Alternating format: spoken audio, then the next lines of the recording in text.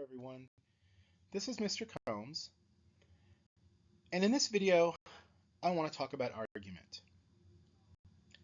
English 101 is a class that will help you to write for college. So as a college student, you'll be asked to write essays in several of your classes. You may even be asked to respond to essay questions on an exam. And English 101, as I said, will prepare you to be a writer in the college setting. Often, academic writing is argumentative in nature. But before we can write arguments, we need to understand what an argument is. And basically, an argument is a spoken, written, or visual text that expresses a point of view. So, if I ask you to write about elephants, if you were going to write a report on elephants, you might start out by describing elephants physically. What do they look like? You might tell the audience where elephants live. You might tell the audience what an elephant eats. What is the mating ritual that elephants go through? How long do elephants raise their young? You might talk about how elephants have been used in circuses in the past and how that's not really a practice that happens a lot nowadays. You might talk about how elephants are endangered, an endangered species. That might go into a report. However, that is not an argument. An argument is basically a spoken, written, or visual text, like we said, that expresses a single point of view. So when you write an argument, what you do is you decide one major thing you want to say about your subject, and everything in your argument works to prove that that major thing you're saying, that major statement you're making, is true. So if I were to write an argument about elephants, I might say something like, elephants remain endangered because poaching laws are not as strict as they could be. So I wouldn't necessarily, in an essay that began with that statement, talk about elephants' eating habits or where they live unless that was relevant to the statement that poaching laws are not as strict as they could be. So I might actually talk about where elephants live, because then I could say in those areas the government or other agencies are not as strict on the crime of poaching as they should be. Another way that I want you to think about argument is the use of evidence and reason to discover some version of the truth. Now, there are two things that are important in this aspect of looking at an argument: evidence and reason. So when you make an argument, you can't just say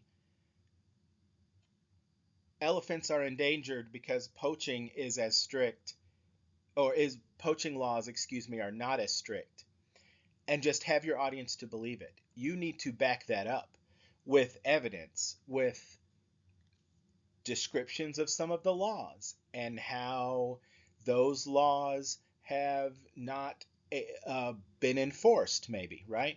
So you need to, when you write an argument, use evidence and reason. You need to think about things logically, and you need to give me examples, give me statistics, give me a whole bunch of stuff that will prove to me that what you say is true. Don't just expect your audience to believe something because you say it. And then also, we want to discover some version of the truth. So when you write an argument, you want your audience to believe what you say is true. However, sometimes, especially if you're writing about controversial issues like abortion or marriage equality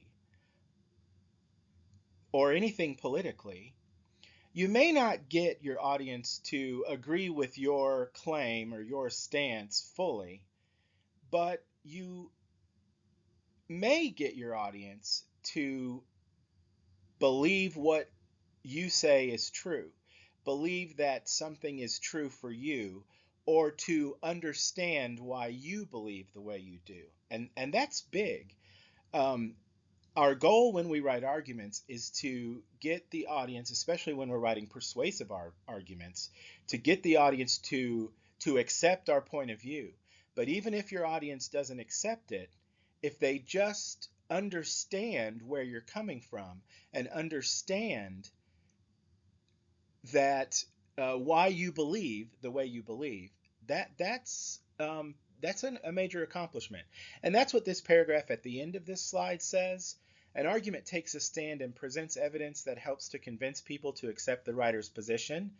Keep in mind that arguments make statements with which reasonable people may disagree, so your goal in arguing should be to get your reader to accept your point of view. So to get your reader to believe what you say is true, yes, but often if they're not going to accept your argument fully and accept your point of view fully, at least get your reader to understand where you're coming from, to see that your view is a valid view as well as theirs. Now, how do we do that? How do we get an audience to believe or to accept the statement that we say is true is actually true? Well, we have something called the rhetorical triangle, and basically the word rhetoric, which rhetorical comes from, uh, is the study of making arguments. So really, this is a class, English 101 is a class in rhetoric, because we're going to study how to make a good argument in this class.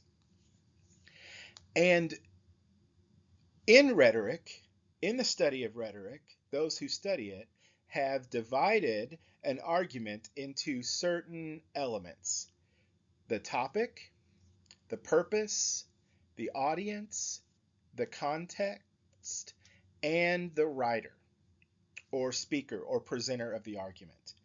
And the topic, audience, and writer or speaker, those all relate to each other. So those have been placed in a rhetorical triangle.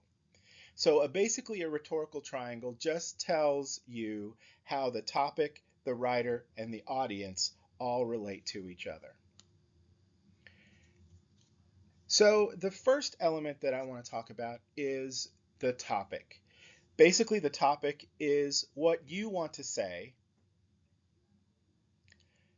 what claim you're making, what statement you want the audience to believe is true. Now, purpose and context are sort of in the middle of the triangle. They're not on in one of the points, but they relate to topic. Actually, they relate to all elements, but let's talk about them now as they relate to topic or message. Your statement will have one of many purposes, but for academic writing, we have three main purposes. Other purposes for writing might be to entertain, to connect with others, but when you're writing academically, when you're writing for college, usually your writing will have one of three purposes: to inform, to tell readers something they don't know or give them needed information; to persuade, to convince readers to change their views, or maybe even to call readers to action, to get them to do something;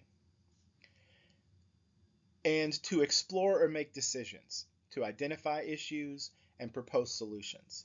So if you've ever written a grant proposal, or if you've ever written a proposal or a plan to make something happen, for example, we need to clean up trash in our neighborhood. Here is the plan I think we should use to clean it up.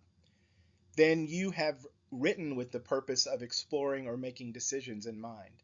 If you've ever tried to get somebody to do something, maybe you have a friend who you've tried to get to stop smoking, then you have formed an argument to persuade.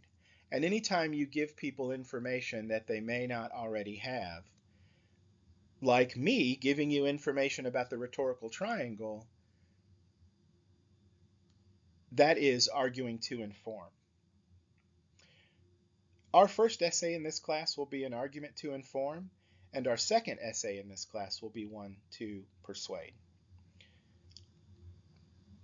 All right, the context as well is important.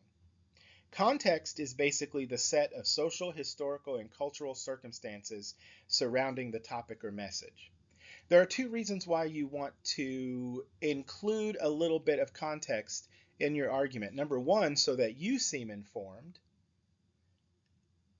as a writer. So if you're going to write about, for example, relationships between African Americans and the police in current American society, you probably should talk about George Floyd and Black Lives Matter. Because if you don't talk about those things and if you don't set it within that context, then you may not seem as informed as a writer, and your audience may say, well, there was a big event or there was a big movement that this person who's claiming to say something about race relations doesn't even touch on, doesn't even mention. Well, what do they know, right? And then also you can use the context to explain the timeliness of writing. So if I wanted to write about building and strengthening the infrastructure in Eastern Kentucky, building more bridges, repairing roads, I might put that within the context of the recent floodings that we've had to show that the time to act is now. We need to have stronger roads, stronger bridges, stronger buildings, stronger barriers along the river so that this does not happen again, or that the impact is not so great. So that's a context that will help me to say to my reader, the time to act is now. So you always want to make sure that you address the context. The writer or speaker, of course, is the person making the argument. So if you're writing, that's you, right? And your audience are the people who you are writing for. Now, you need to be aware of your audience because you will change your argument based on what your audience thinks is important. So young people and older people think different things are important. So you need to consider age. Men, women, they think different things are important sometimes. So you need to consider gender. What are the interests of your audience members? What is the socioeconomic situation? And socioeconomic situation refers to people who are wealthy or poor or middle class. People in those situations all have different values, different things that are important, right? Uh, and of course, you don't want to stereotype, right? So of course, there might be people of the same age or different ages, people of different genders, people of different socioeconomic statuses who have the same values or who think the same things are important. But when we look at people as groups, different groups have different outlooks. Different groups have different things that they place importance on. Think about education level. Think about life roles. And when I say life roles, I mean, are you writing to parents? Are you writing to people who are ministers or teachers? Or are you writing to grandparents, right? Grandparents may have certain things that they think are important that are different from what parents think are important. And then you also want to make sure that your intended audience is the same as your indicated audience. So the intended audience is the audience you as a writer have in mind, and the intended audience is the audience that your writing actually speaks the best to. So if you're writing about juvenile diabetes to inform a kid who has just been diagnosed with juvenile diabetes, you probably don't want to use a bunch of medical terminology because that kid's not going to understand it. You probably want to put things into simple language. So if you are writing for kids who have been diagnosed with juvenile diabetes and you're writing with all of this medical terminology, things that only doctors would understand, then your intended audience doesn't match the indicated audience. The indicated audience is an audience that is much more familiar with that terminology than the audience you're writing for. So watch out for that. That's important. So on this slide, I just have some examples of arguments. Kerzner and Mandel, who are the authors of a textbook in rhetoric, say that arguments are everywhere. Whenever you turn on the television, read a newspaper or magazine, talk to friends and family, enter an online discussion, engage in a debate in one of your classes, you encounter arguments. So some examples would be a lawyer persuading a jury that his or her client is innocent, a doctor convincing his or her patient to undergo a certain treatment, an instructor conferencing with a student about better study habits, a commercial for a certain brand of dishwashing liquid, an applicant filling out a job application. All of those are examples of argument. And in fact, Lunsford and Ruszkiewicz, who wrote the book Everything's an Argument, say that everything is an argument. And I want us to think now about whether that makes sense or not. Is everything an argument?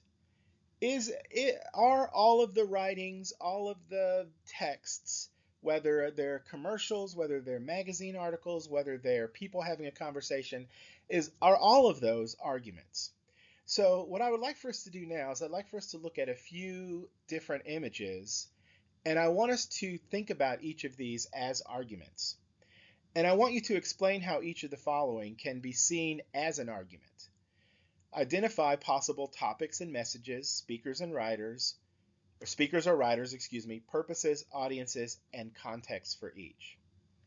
So let's look at this one together, and then what I will do is I'll let you reflect on a few of the others before we talk about them together as a group. All right, so let's look at the first one. So this is the parental advisory for explicit content, and I'm not sure if this is still on CDs or records or albums, but back in the early 90s, when I was a teenager, these were on all of the music. The CDs mainly is what we bought, mainly are what we bought, that had explicit lyrics, um, referred to explicit topics. And let me give you a little bit of context here. So this label was introduced by the Recording Industry Association of America, the RIAA, and it indicates content that is unsuitable for children under 16. So if this was placed on the album, then it was that it should not be listened to by children under 16. Now, the RIAA didn't act alone. They were urged to have some sort of label by the Parents Music Resource Center, or PMRC, and this was an organization that was founded in 1985 by Tipper Gore, who was an activist and author and wife of then Senator Al Gore, and then Al Gore later became vice president. So Tipper Gore felt like that music had these explicit messages that she did not want the children of America to be exposed to. Tipper Gore and her organization, the Parents Music Resource Center. There was a hearing before Congress where Gore testified supporting the need for this label. And several music industry people, including musicians, spoke out against it, saying that it was a form of censorship. And I said that in my notes here, I said that Al Gore was a senator, but in my notes I have congressman, so I'm not actually sure what his role was. But he was part of Congress, either part of the Senate or part of the House of Representatives. I'll have to go back and look at that. But several musicians did testify against this, saying it was censorship. And if you would like to see someone who did a very good argument, you could look at Dee Snider from Twisted Sister. Go on YouTube, type in Dee Snider uh, court appearance or Dee Snider censorship or something, and you'll find his speech to Congress. It's actually a pretty good argument. So, in this situation, who are the writers and speakers? Who are the people presenting this argument? Well, first of all, it's the Recording Industry Association, but they're doing that in conjunction with the PMRC, the Parents Music Resource Center, right? You might even say Tipper Gore might be the person who is presenting this argument. And by the way, they won, right? The PMRC won because we saw this, right? One of the messages is this is informing parents, right? So it has an informative purpose, but also, this has explicit lyrics, but it also has a persuasive purpose because the PMRC is trying to get parents not to buy this for children who are under 18, right? The message is this should not be listened to by children under 18. I told you a little bit about the context. The audience clearly is for parents, maybe, right? Who is an unintended audience? I think teenagers themselves is an unintended audience. So someone below 16 who sees this, it says something to those people too. It says something to teenagers. And I think that's unintended.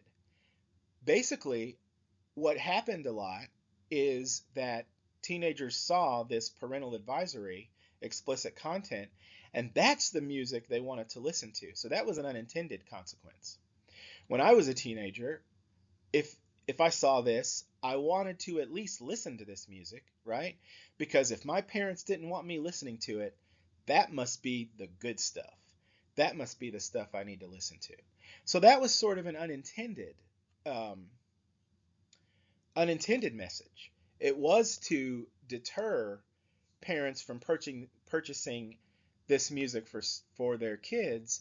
However, to the teenagers themselves, it said, this is the music you want to listen to. This is what your parents are trying to keep you from. So you want to listen to this, right? And not every parent had, not every parent based what they allowed their children to listen to on these guidelines, right? Because everybody thinks what is explicit is different, right?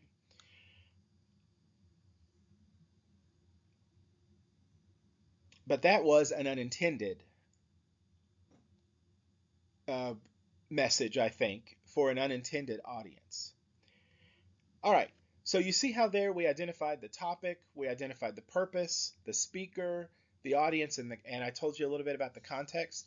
So that's what I want you to do as you look at these other images. So let's look at another image. So this is a belated birthday card. Think about this as an argument. Who is the speaker or the writer, the presenter of the argument? Who is the audience? What is the purpose? What is the topic? What context can this be placed in? So think about this a little bit. You might want to reflect in your journal. And then we'll look at it together.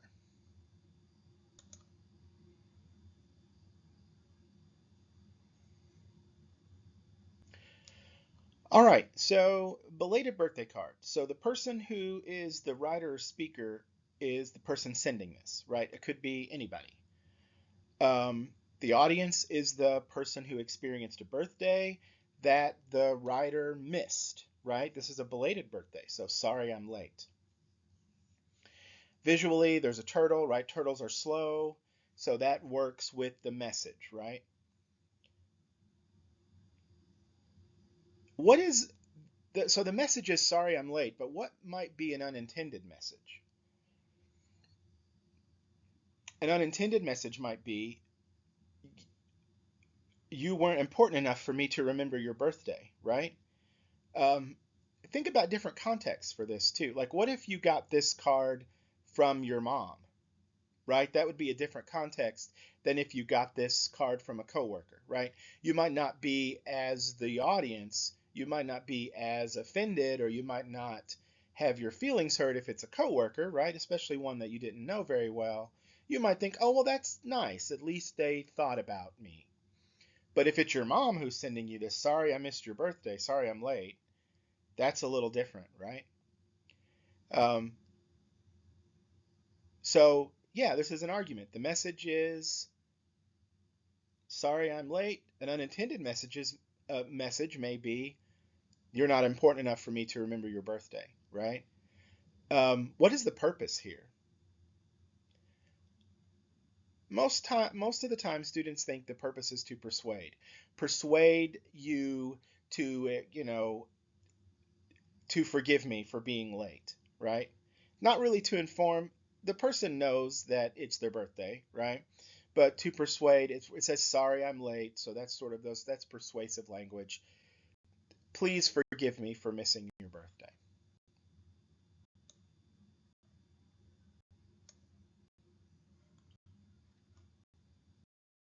All right, let's look at this one. These are some guys who are at a UK Wildcats game. And so they're the speakers, right? Consider the characteristics of the speakers here. What message are these guys sending? And who is the audience? Are there multiple audiences? And also think about um, who, or not who, but what might be an unintended message. So think about this one a little bit, and then we'll talk about it together.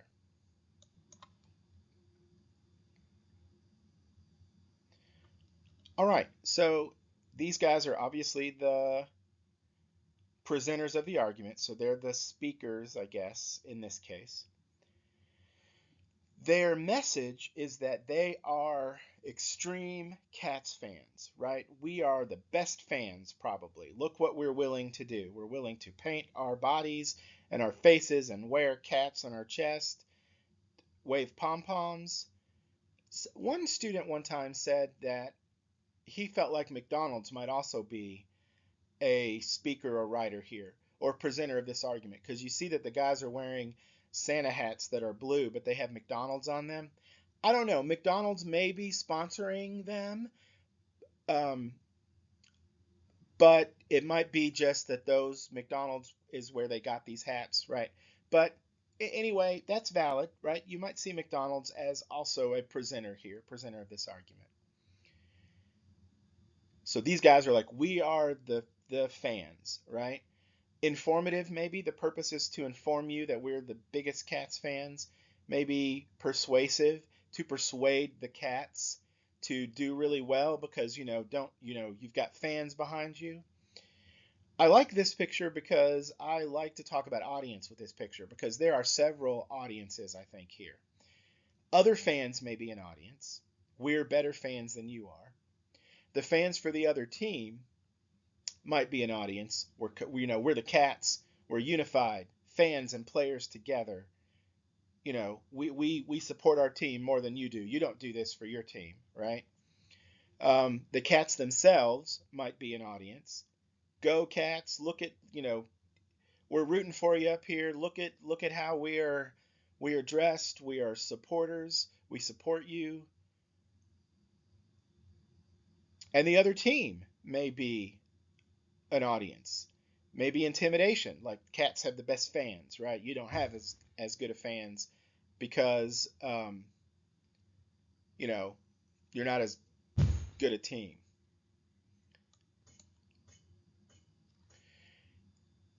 Did anyone think about any unintended messages? So these guys are saying something about the cats, but they're also saying something about themselves, that they're wild and crazy. And I always ask students, if if one of these guys came up to you after the game and said, "Could we go get coffee sometime together, or could we go out for a drink?" What would you say? And I have some people who say, I would say absolutely not because they're too wild and crazy for me, right? So they might be presenting themselves as a lot to handle. Like you may not want to date me or you may not want to be friends with me because I'll be doing crazy stuff like this all the time, right? Or in fact, you may want to because you may want to be involved in crazy stuff like this all the time.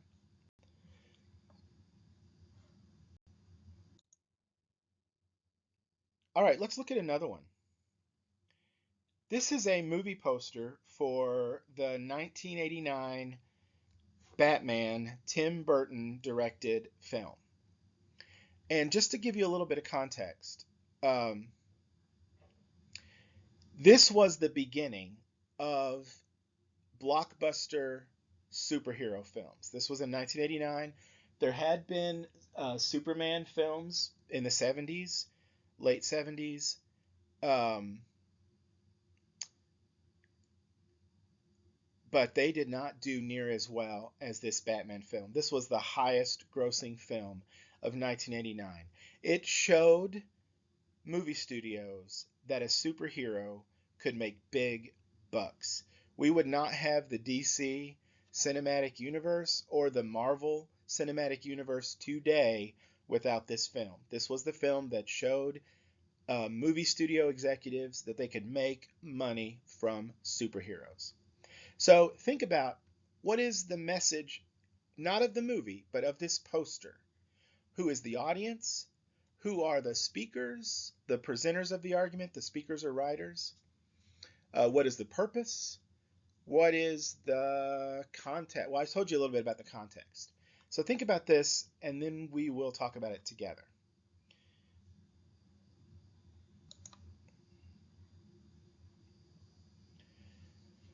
So think about the movie poster itself. Obviously, the presenter of this argument is the movie studio, maybe the director, Tim Burton, maybe the actors, everyone who made the movie, right? They're presenting this film for us to see. Think about what is written on the movie poster. What usually comes on movie posters? The title of the movie, for one, right? The what critics have said, a description of the movie, who's playing in the movie, right? All of that is usually on movie posters. Not for Batman, however. All they have here is the bat symbol and the date, June 23rd. So this says to me that the message here is that, of course, you're going to see Batman. Movie posters are usually persuasive. They're trying to get you to see the movie. And this is persuasive. I might say the purpose is persuasive. However, this movie poster is saying, we don't have to get you to see the movie. We don't have to convince you to see this movie. It's Batman. You're going to see it. We don't have to tell you where it is. It's Batman. It's everywhere. We don't have to tell you who's in it because it doesn't matter who's in it. It's Batman. You're going to see it. The only thing we have to tell you is when to be there because you don't know when to be there. June 23rd is where you need to be at the movie theater to see Batman. And that's exactly what I think the idea behind this poster is that we don't have to convince you to see this movie. You're going to see it. It's Batman. Who wouldn't see a Batman movie? All we have to do is tell you where it is. Not where it is, I'm sorry, when it is. It's going to be everywhere. There wouldn't be a theater in America that would be stupid enough to not show this movie. So you need to get to your nearest theater on June 23rd, and that's when you're going to see Batman.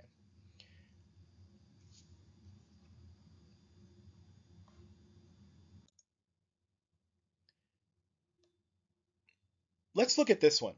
So I want you to think about this is a Bible. I want you to think about this both in terms of the content of the Bible and then how the Bible looks.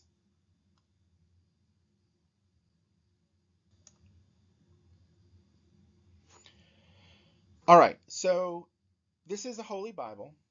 If we think about the content, who wrote the Bible? Well, several people, right? Paul wrote some letters to churches. Moses wrote some of it, right? But what would Christians say about the Bible? They would say that all of those writers were inspired um, divinely, right? That God had inspired them to write the words of the Bible. So a Christian might say, yes, the Bible had many authors, but they were all inspired by God, right? The purpose of the Bible, I think, is it's informative. It's also persuasive. It tells you a way to live your life, right? Gives you instructions for being a good person, being a moral person, right? That's how people who look to the Bible for that instruction, that's how they see it. The audience, Christians, obviously, some people might say all people. Um, the Bible is used in many different contexts, but I want you to think about the physical look of this Bible and what argument does that make? The physical look of the Bible makes the argument that this is a special book, right? This is not just some paperback that you get done reading and you throw it in the trash or send it to Goodwill or to Half Price Books or whatever you do with books that you don't want anymore. This is a book that deserves respect and deserves prominence. It looks like it's bound in leather. There's some gold embellishments. We have fancy designs, right? So this is saying that this is a book that deserves respect. So that's the argument it's making. It's persuasive, I think, persuading you that this so much care has been taken creating this physical artifact, the book, that you need to. It's persuading you to continue to take care of it when it's in your possession, right?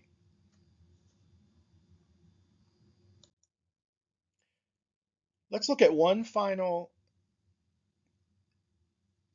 argument, and I will tell you that some context here. This was a cartoon that was in the Lexington Herald Leader, published July 29th, 2002. So this was published the Saturday after Eastern Kentucky experienced catastrophic flooding on that Wednesday, right, overnight, or you know, the floods came, basically wiped out homes, people were injured, people lost their lives, and Joel Pett is a cartoonist for the Lexington Herald Leader, or was. I think he might be retired now. And he published this on July 29th, um, that Saturday, the Saturday after all that flooding came. And it caused a big stir. It was very controversial. Now, Joel Pett has said that that he's surprised by that. That he meant for it to not be offensive, but people were offended by it.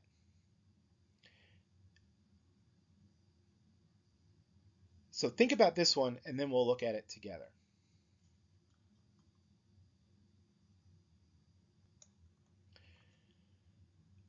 Okay, so the message, when it rains, it pours on poor people.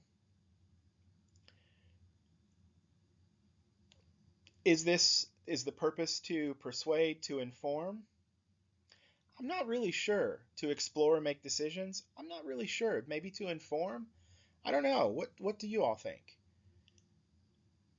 A lot of people had problems with the way that the family was depicted. The guy on his knees throwing up his hands like he had given up. The frazzled um, person sitting on the rooftop and the child both being frazzled.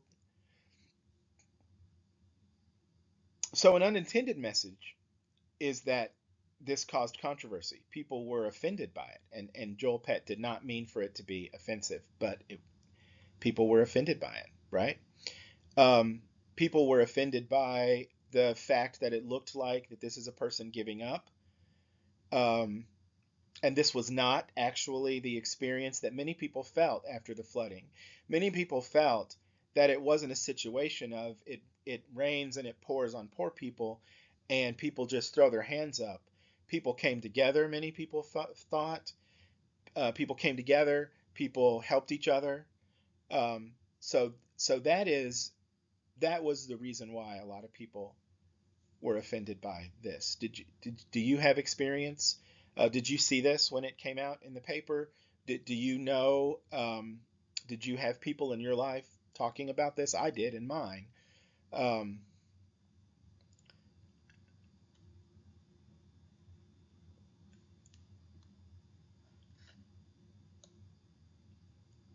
so I hope that you have felt like this video was helpful. Here are the references that I used in correct APA format. Um, I hope you found this video helpful. This was an introduction to argument, and I will talk to you soon in another video.